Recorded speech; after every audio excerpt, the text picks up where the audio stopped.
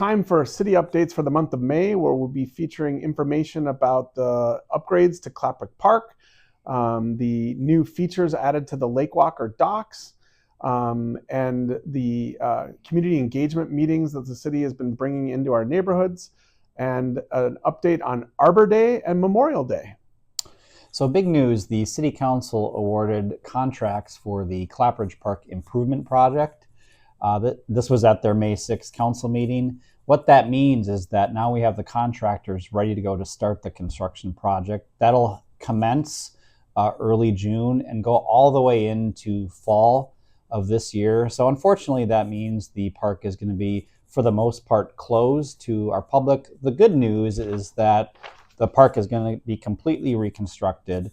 There's going to be a brand new playground in a different location, kind of at the base of the hill rather than on the hill. Accessibility improvements, enhancement of sidewalks and a walking loop around the park, improved grading and drainage, which will help the lifespan of the ice in the winter.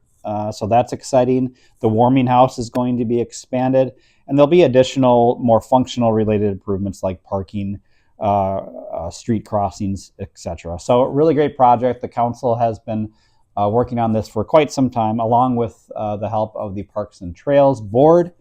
For any information or more details about what it's going to look like, please go to our website, search Clapridge Park project webpage. It'll be right there, or call City Hall with more questions. So one of the big priorities for city leadership is community engagement for two-way dialogue with residents and other stakeholders. And in the last month, we've held 4 sessions. 2 were focused on the potential for adding a food and beverage sales tax. So we had one focused on meeting with businesses and the other with residents, and well attended.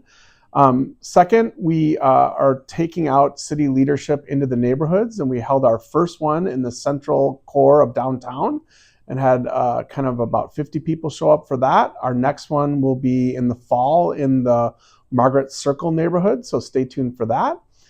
We had a meeting on County Road 101 with the neighborhoods of Hollybrook and Pondridge and Waycliff and Harmony Circle and Shady Way, talking about traffic and safety concerns on 101. And we held that in partnership with the City of Plymouth, Three Rivers Parks District, the Minnesota DOT, as well as Hennepin County, as that's a county road, to share that information with those other agency partners to try to address safety concerns on 101. The county will be coming back to us with a series of updates in the next several weeks, and stay tuned for that. Update on the docks. So last year, the bumpers didn't work appropriately, so we had a group that put together a solution. We have some trial bumpers going on, basically through June. And then, assuming everything works well, we're going to be putting those bumpers up for the rest of the docks. If you have any questions, want to provide feedback, talk to the dock masters out on the docks. They have a little QR codes where you can provide feedback. Thank you. So in the month of May, we have a couple of exciting events coming up.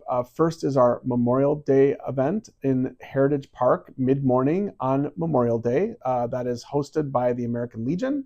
And then second, we'll be celebrating Arbor Day on May 31st. And there will be an event from 12 to 2 at the Depot Park.